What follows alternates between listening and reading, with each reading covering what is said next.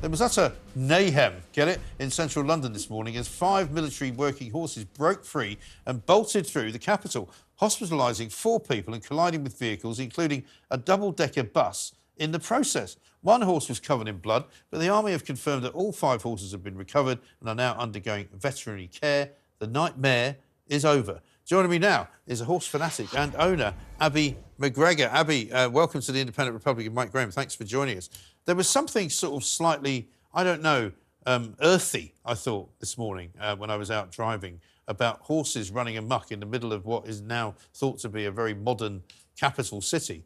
That, you know, despite everything that we have, despite all of the safeguards and the army and the police and, you know, the ability to travel by electric transport, you know, horses can actually completely and utterly kibosh an entire place, right? I think it's one of many shocking scenes that we see in London nowadays. Yeah. But of course, as a horse fan, it's great to see them going for a run, but perhaps not in those particular circumstances.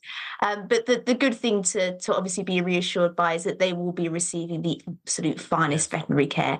And so we can only hope that all those 5 horses are safe and sound. Yeah, because it was quite worrying when you saw, I think it was the white one that appeared to have run into a bus and was sort of covered in blood almost from head to toe, or hoof, I suppose you would say, when it was running through the city.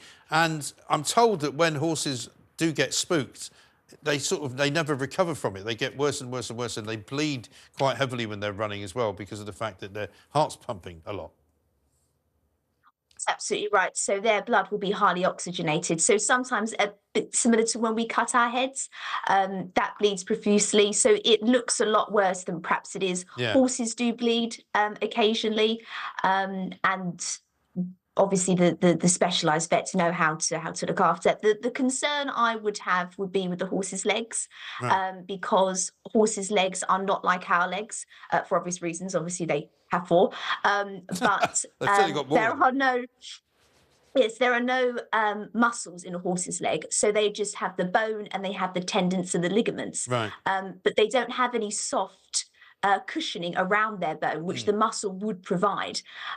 So when they do hurt their legs, there's a possibility for that wound to become open and contaminated. So that's always, apart from obviously the neck, that's always the most worrying part of an injury to a horse. Now, I imagine that these horses, I actually saw the cavalry horses not that long ago. I was coming back from the airport very early one morning, and they were in Knightsbridge, and they're obviously well drilled, they're well trained, they're used to walking around in the middle of a city, they're used to cars and noises. So we're told that they were spooked in some way by some builders or something. What can you tell us about that, and why was 5 of them spooked and not the rest? So from what I've read, it was builders actually moving concrete.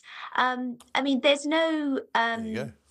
there's no sort of, I suppose, rhyme or reason. Ultimately, they are wild animals. I've seen a horse being spooked by having a balloon wrapped round its leg Right. at a parade or a carnival. Horses like to be on the move. They don't like their legs to be restricted.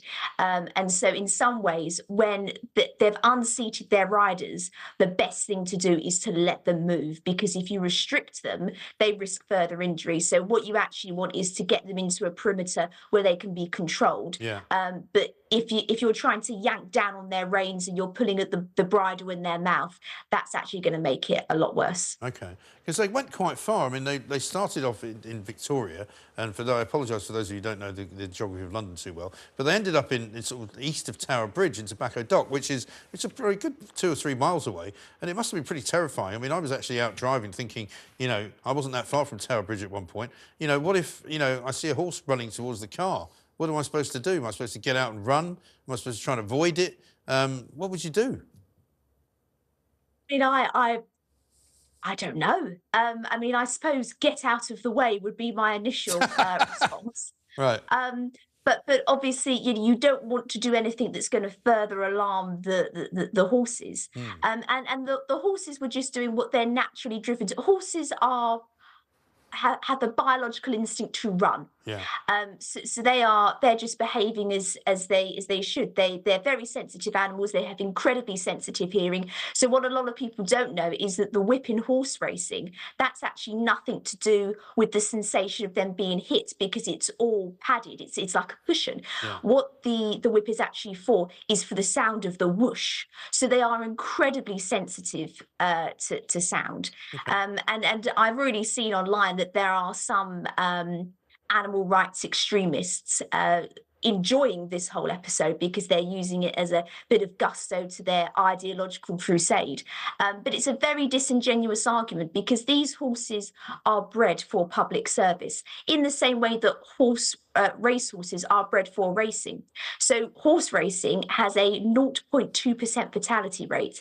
If you get rid of horse racing, that fatality rate turns into an 100% fatality rate, because there's no need to breed them anymore. There's no need to breed the thoroughbred. If you then make the argument that these horses shouldn't be in public service, we shouldn't be using horses, soldiers should be on the ground, it's all ceremonial, those horses won't be bred anymore. So you will essentially regulate them out of extinction. And of course, whilst this is not a good thing, it's thankfully a rarity, and they will be receiving the utmost specialist care. And I hope that all 5 of them will make a return. Yeah. Brilliant. Well, listen, great to talk to you, Abbie McGregor. Thank you very much indeed. A horse expert there, knows an awful lot about it.